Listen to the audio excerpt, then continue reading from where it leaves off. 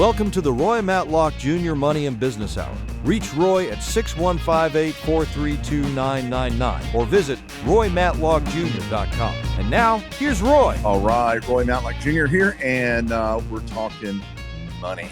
Always talking money. That's what I do. I talk money. I remember many years ago, I would call in on my friend Jerry House's morning show and talked about mutual funds, and he brought up a car wreck on the interstate, and cows were running everywhere. About time for me to talk about my mutual funds. So that was the way I've been talking for a long time when it comes to your money. Today is going to be kind of a show that is designed for everybody that hasn't gotten started. And then for those of you that have gotten started already on getting control of your money, we'll add a few little tips in there. But I want to give you some resources that I've got on my website, and a couple of things that we're seeing happen that, are just every time we have appointments. But if you go to our resource page, we've got the my best retirement workbook you can download.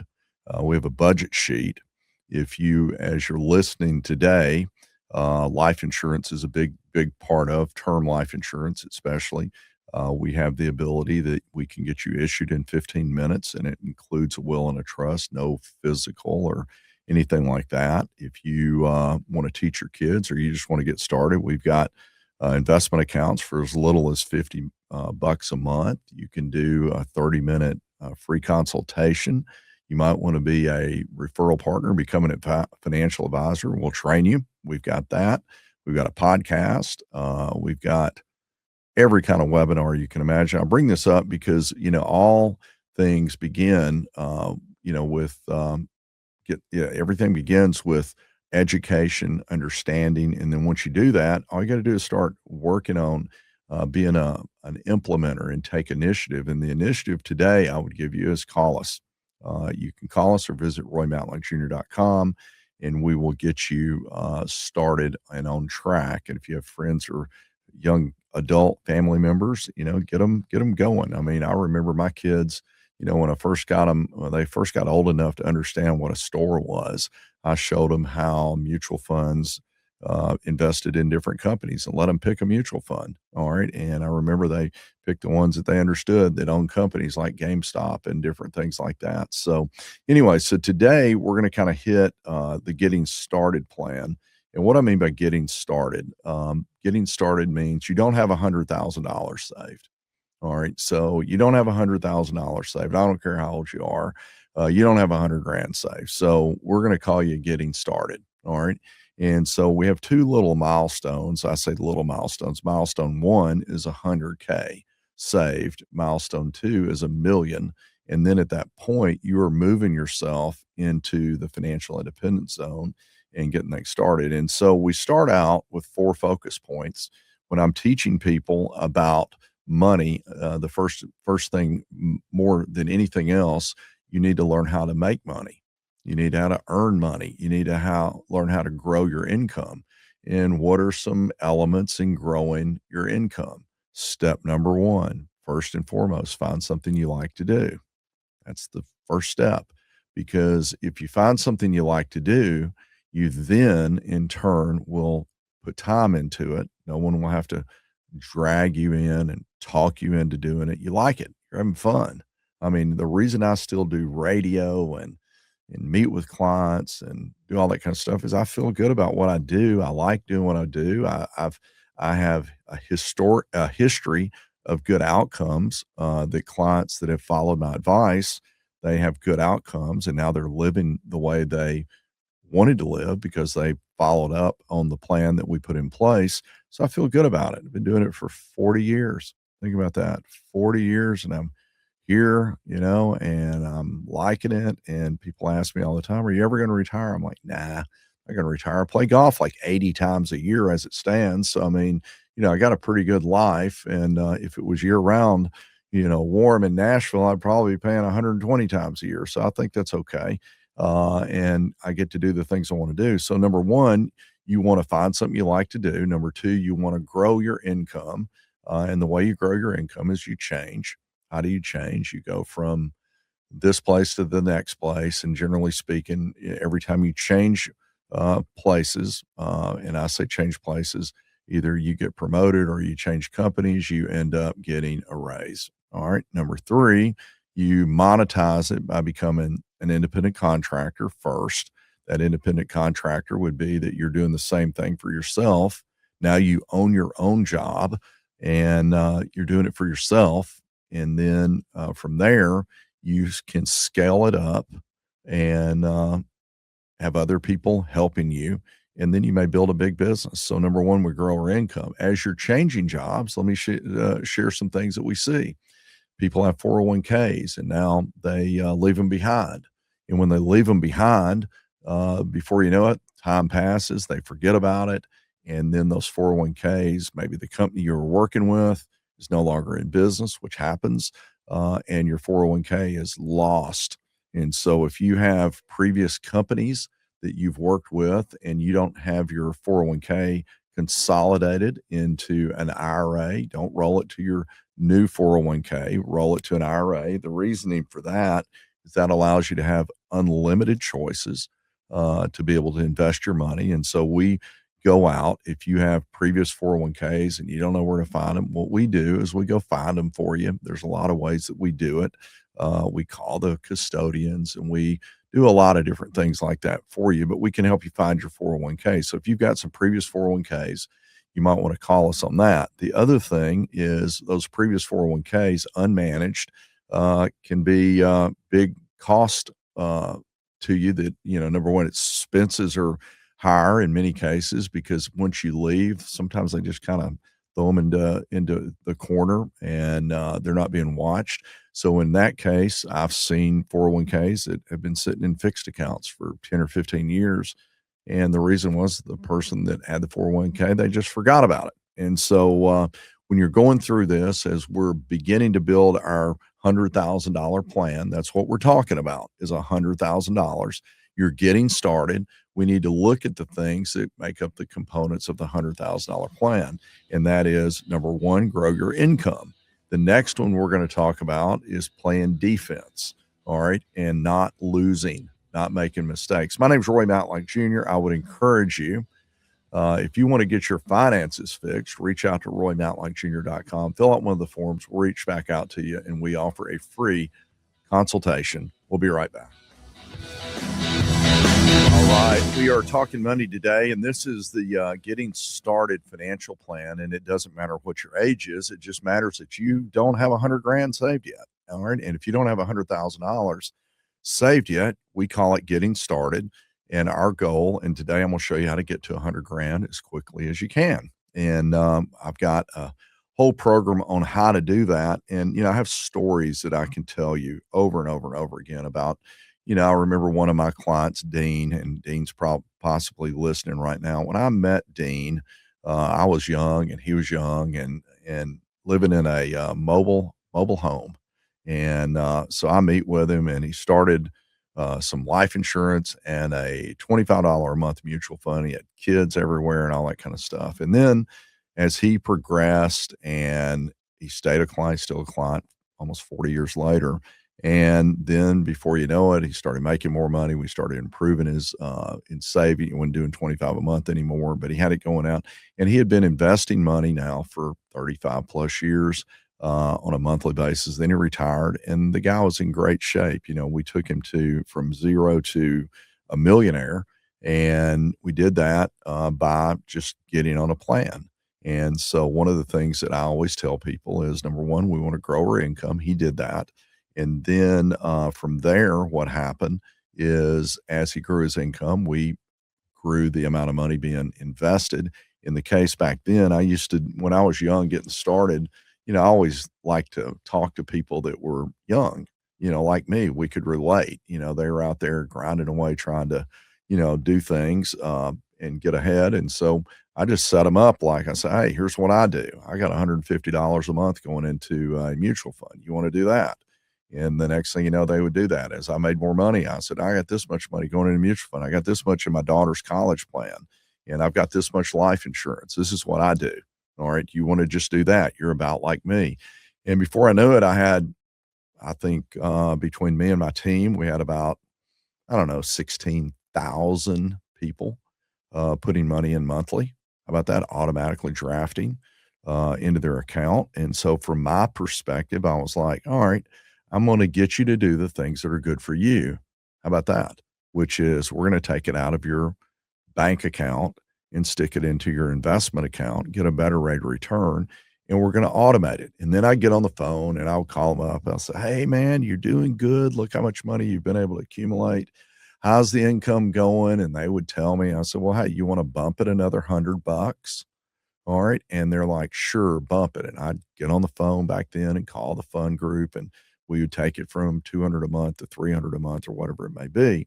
And that was the way I help people move in the right direction. And we put them in professionally managed accounts. Now, before you do all that, we play a little defense. And what's the defense? The defense is avoiding mistakes. So, if you've got $1,000 a month car payment, it's hard to save money. If you've overextended yourself, and you've got your credit card going and all that kind of stuff, it's hard to save money. So what you want to do is you want to be so conservative when you're getting started. Buy used cars. Make sure that, if you use a credit card, that it's paid off automatically every month. How do you automatically do it? One of the things that'll kind of get your attention is if you put it on an auto pay, and you can go to your credit card company and it will automatically draft the account in full, all right, at the end of the month automatically. And when you do that, you're immediately you're going to get used to, you're like, heck, I didn't like that $1,200 coming out of my checking account automatically. It automatically tells you, hey, let's get a little more conservative here and do that. We set a budget up so we know what to do. That way, there's budget forms at RoyMatlockJr.com. But the long and short of it is, getting financially independent is about having a plan. All right. So we grow our income, number one. We're always looking to get better at what we do, offer more value, grow our income, eventually monetize it, become self-employed, do side gigs. I got into the financial business as a sideline. I did financial insurance and investments for 18 months as a sideline while I had another income source. And to this day, I love part-timers that come in because, they can go out and really, we train you as a part-timer to become a financial advisor with no pressure. So if you're interested in finding out a side gig that you could learn about money on top of that, go to RoyMatlockJr.com. We've got all the details there. So now we play defense of not losing. That means we're going to have health insurance. If you have to buy it on your own, we might buy a health share. We're going to, as we get our emergency fund in place, 3 to 6 months of expenses, we're going to raise our deductibles on our home and auto insurance and our renter's insurance. And we're going to buy extra liabilities so somebody doesn't sue us and we get dinged there. And so you got all these different things. We're going to make sure and protect our income. How do you protect your income? You buy term life insurance. I believe that if you are young and getting started and you are working and you've got liabilities, or along the way you have kids and a spouse and whatever it may be, it is absolutely imperative you have term life insurance. We never know what's going to happen. I know this, that in my lifetime, I've had a couple of things happen to me, and I thought, okay, this is it. I got sick one morning and had been sick for 3 or 4 days. And before I know it, I'm like shaking, and I'm like, take me to the hospital. And I'm like, heck, I may die. I mean, it was that bad. And I had food poisoning one time, and they brought my kids over because they didn't know I was in the hospital for a week. You never know. Things can happen. But one thing for sure you can do is you can, for just a small amount of money, buy a term life policy. So what is term? Term pays if you die, and it's cheap. So you can, at 30 years old, 40 years old, you can get $1 million worth of term life insurance for a 20-year term, and it's surprisingly inexpensive how it is. And we have a service that we connected with that you can actually get it issued up to $2 million if you're under age 60 and you're in decent health. You can get it issued in about 10 minutes, 10 or 12 minutes. and you'll have the life insurance if anything happens. So you want to make sure and have that. Probably through your work, you're going to have some disability income. If you don't have it through your work, that's another product that you want to consider. So we're going to do that. So now we're going to protect our income and we're protecting our assets. We're playing defense with the goal of not losing. Now, so you start accumulating and you say, well, what are some of the things I want to do? You want to buy a house. All right. So I tell people, you want to be very conservative on your house, and you don't want to be in a situation where you took every penny you ever had and you put it into a house. And then the next thing you know, something happens, you lose a job, you're in immediate problems, or you're having to sit on cardboard boxes and stuff like that. So you want to make sure you have your emergency fund in place. You want to be funding your retirement accounts. And what I mean by funding those, you need to be funding at least your matching funds at your job. That would be 3%. Then you have a separate account. We call it opportunity money, and we can set aside money for a down payment on a house that would allow you to buy something affordable. Once you get into that house, your house payment should not affect your ability to continually save toward retirement and accumulation to $100,000. So let's talk about it. So now what we're going to do, we're going to start out, we have a goal, a plan, and a schedule. So let's set up a 10-year plan. Here's the plan. In 10 years, we're going to get to 100 grand. We have to save $547 a month at 9%. All right. So there's a plan. So plan number one, 10 years. If you're making more money, plan number two, or even better plan, is $1,392 a month for 5 years. So I want you to just picture that. Now, once you have that 100 grand at 9% or at 10%, it's going to double every 7 years. So now we get compounding working for us. My name is Roy Matlock Jr. We're talking about creating the initial plan to get to 100 grand. Visit RoyMatlockJr.com, download some of our resources, schedule a time with one of our advisors. We will be right back. All right, we're back. Segment 3 today on getting started on your financial plan. That means you have less than 100 grand saved. So if you're listening right now and you want to get moving, then you need to get started. And procrastination is the number one killer of getting financially independent. Taking an initiative. I want you to think right now when, taking an initiative means that you see something, you act on it. All right. In business, I see people all the time that they have great ideas and they just never get around to doing anything. And then they come up with another idea. One of the things about great ideas is you're most excited when the idea just comes to you. And that's when you need to implement it immediately. You just need to roll. I mean, just make it happen. And take initiative. Number one, that's the starting point. If you think it, do it. If you think it's a great idea, let's get on with it. That's what I've done. I remember in the early days when I first got on radio. The funny thing about radio is the second time I had ever been to a radio station, I had a radio show. I didn't go to radio broadcasting school. I didn't go to any of that stuff. What I had was an idea, and the way it worked was back in 1992, we listened to talk radio, and everybody in my office, I had some advisors, and I was, working, trying to build my business, and we listened to this radio show, and the guy just gave bad information. He was a real estate agent trying to act like he's a financial advisor. And he just gave bad information, and we would comment about it. And then one day, one of the ladies in my office, one of the reps, she said, "You should do that radio show. You could do much better." All right. And lo and behold, like 2 weeks later, the station, at that time, it's still here in Nashville that I'm on, 99.7 as well. We heard that the guy was going off the air. And I had a friend who was one of my reps, who was in my wedding, Dave Ramsey. I picked the phone up and I called Dave and I said, "Dave, let's go do this radio show. David just gone bankrupt. He was in the real estate business, so he knew a lot about debt and real estate, and I knew about insurance and investments. Let's go do this radio show. So we go down to the radio station. Neither one of us had done anything. And we go down there and we said, hey, we want that hour. And we got an idea. And the guy says, well, we're in bankruptcy right now. We can't pay you. And so, well, we don't want to get paid. We just want to have the hour. And next thing you know, the guy's like, you got it. And I'm like, here we go. Never been on the radio before.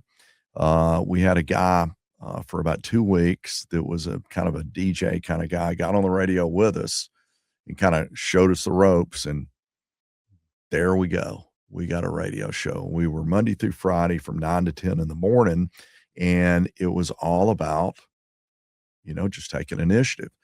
We eventually expanded it from till in the afternoon from 1 to 4. And we went up against Rush Limbaugh and beat Rush Limbaugh, the only talk station in the country to ever beat Rush Limbaugh during that time. And that's how we nationally syndicated. It was called The Money Game. Where did we get The Money Game? I had a brochure that it's called How to Win the Money Game. And we did that. And then we liked Pink Floyd, and we did the, money music. And that's how we started. And that was all an idea that got implemented. And when it comes to money, you got to implement it. If you want to be in business for yourself, you got to go do it. If you don't do it, you never will get it done. And so let me give you an example.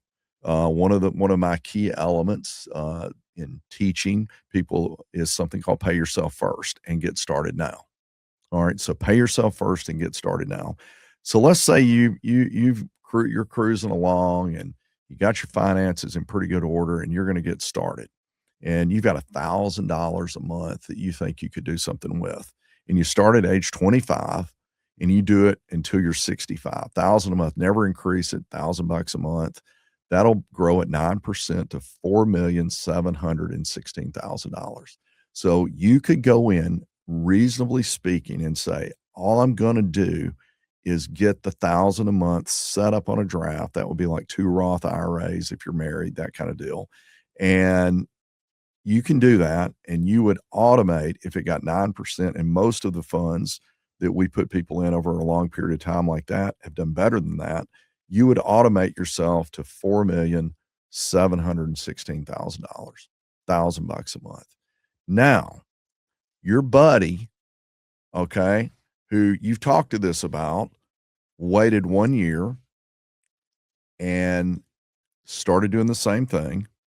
And that would grow to $4,300,000. Or another way you look at it is that $12,000 of waiting 1 year cost you $416,000.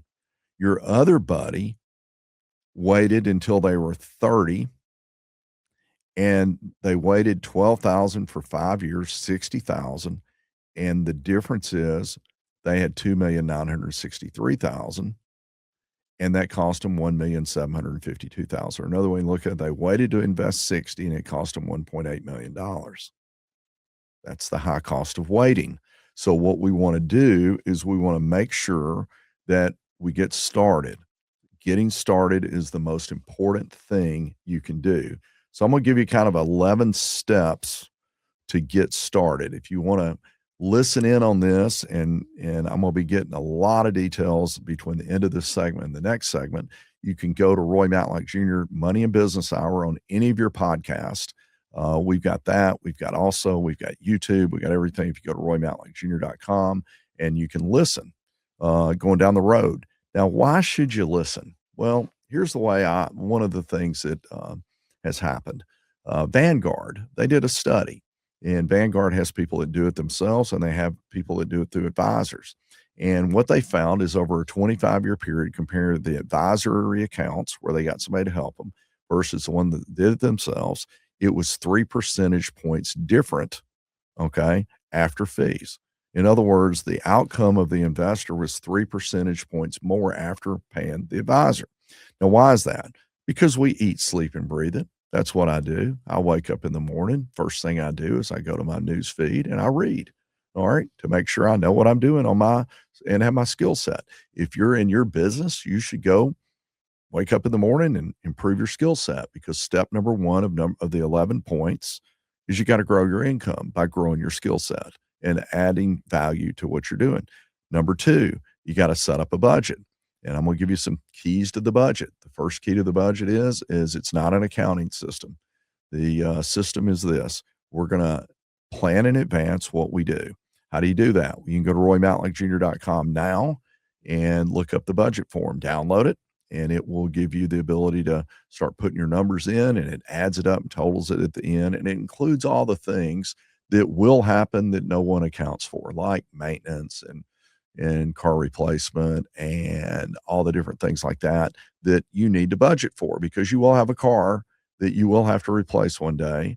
You will have maintenance on the car and your house and a lot of different things. And you will have emergencies happen, because that's why we have an emergency fund, because things do happen that you don't expect, and you probably want to go on vacation. And so we go in starting out and we got to make a list of everything. Then we set up 2 bank accounts. Bank account one is a draft account.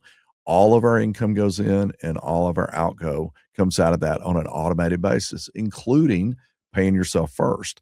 Now, if you have a 401k, you will have paid yourself first by setting it up.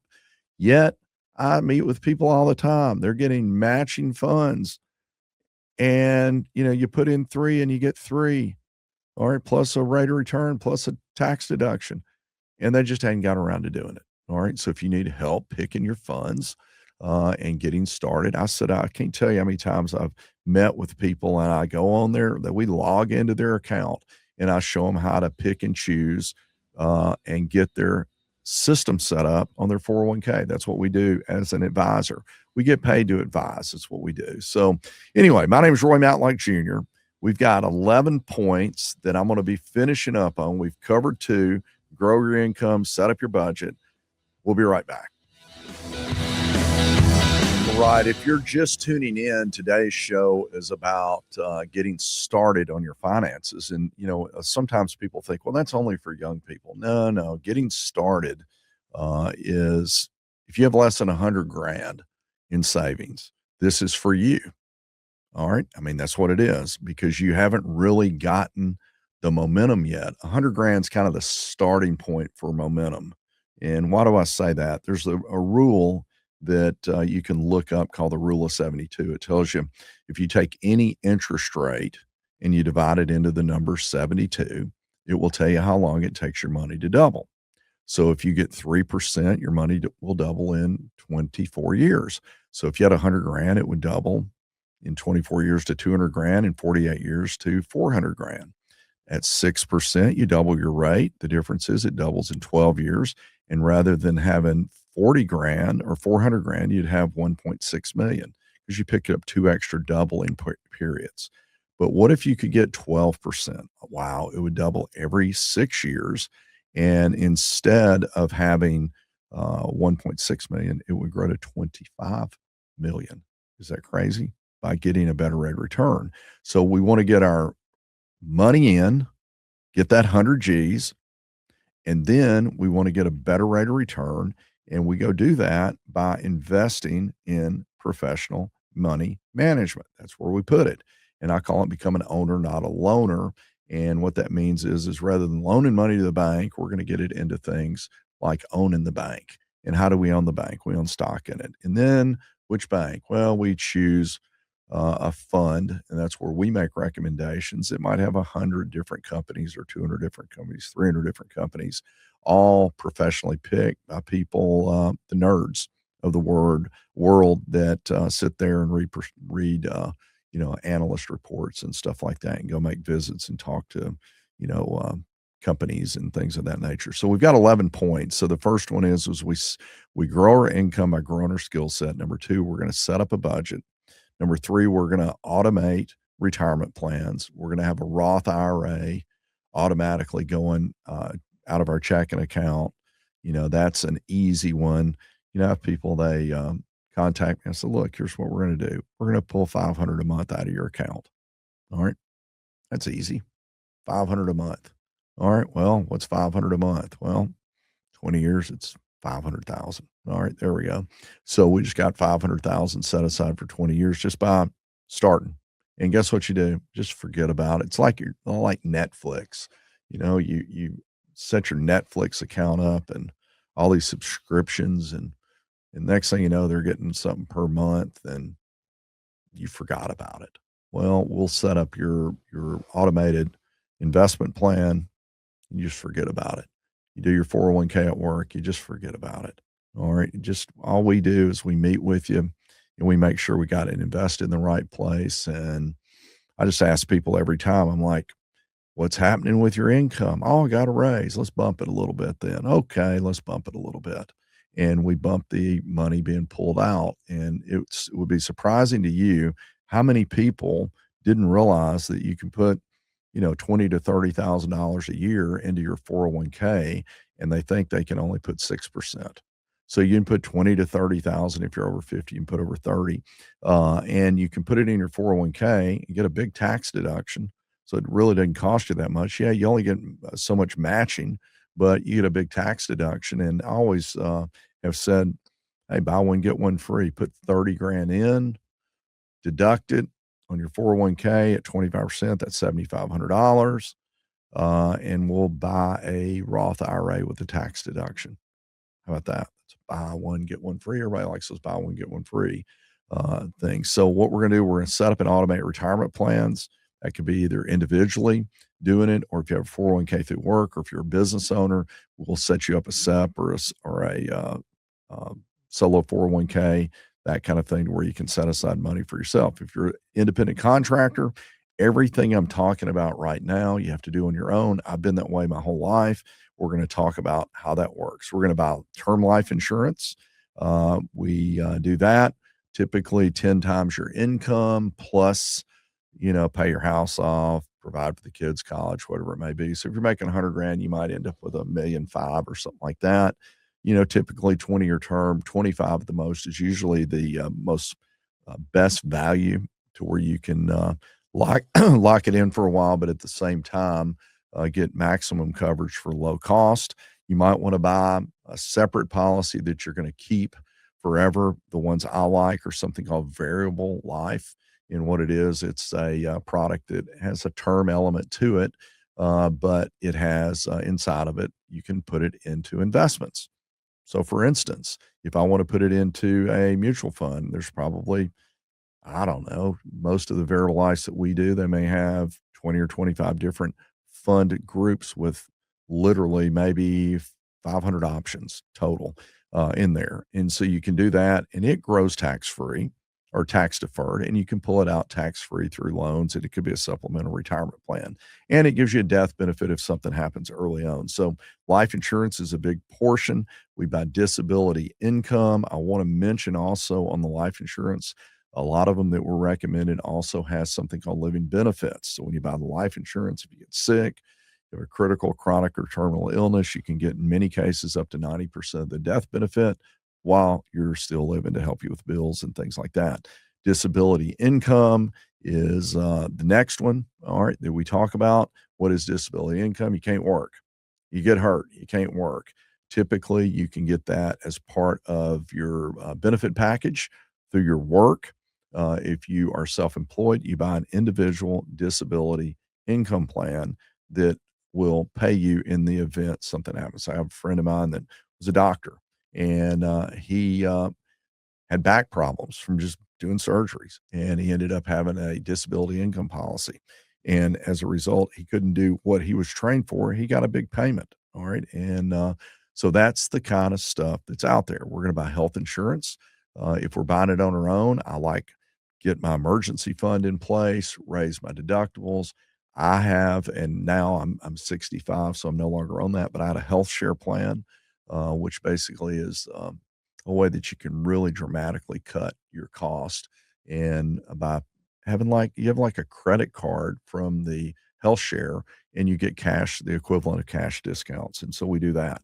We're then going to go to buying the home, auto, renters, all that kind of stuff. And the way we do that is we look at, I see a home. I've got a property and casualty license too. We just refer that. We have a partner that we refer that to. But home and auto, what are you going to do on it? Well, number one, you're going to look at all the junk fees. There's so much stuff in there that is just just plain stupid that you're paying for. And if you don't pay attention to it, they're going to sell you everything under the sun. Like I always have said, accidental death, biggest ripoff out there. What is accidental death? Well, here's how it works. You got to die within 90 days of the accident. And if you're on the 89th day and you're going to get double pay, well, man, that could be scary. Okay. Somebody might want you to go ahead and double up, if after that it doesn't pay. And that's typically the way that they had all these little bells and whistles that are worthless in most cases. But one thing that's not worthless is having adequate liability coverage. So you want to make sure that you have enough liability coverage. If you hurt someone, that they'll get taken care of. If you have a decent car, of course, you're going to have collision. One of the ways you cut cost is get an emergency fund and then raise your deductibles. I had $7,500 deductibles on health insurance back a long time ago. I dropped my collision insurance on cars because it was paid for and I could withstand the risk. I had $2,500 deductibles on homeowners a long time ago, all right, which allowed me to cut my costs. I bought umbrella policies. Those are the things we recommend to personally protect you. If you are out there and you just pick the phone up and call State Farm or something like that, that's not the way and I'm not hitting State Farm. If you just pick up the phone and call any of them and say, hey, I need some car insurance. Well, chances are you may have some of those things that are not quite what you need. So we have a vetted group. You can reach out to RoyMatlockJr.com and they'll do a comparison for you. We eliminate bad debt. What is bad debt? It's tied to things that go down in value. You can't afford it. Typically, it's high interest rate. What does that mean? Credit card, car payments, all those kind of things. What is good debt? Good debt is easily affordable. And when I say easily affordable, you don't even think about it. It's tied to something that appreciates. And typically, because of that, it is lower interest. Let me give you some mortgage advice. Don't pay off the low interest loans. Don't do it. Let me tell you what happens when you pay off a 3% loan. Number one, you got a mortgage at 3%. When you pay extra, you're getting a 3% rate of return. You could put the money in the bank and get a 3% rate of return. Additionally, when you pay it off, it's tied up now. The only way you can get it is to borrow it back out or sell your house. Don't do that. All right.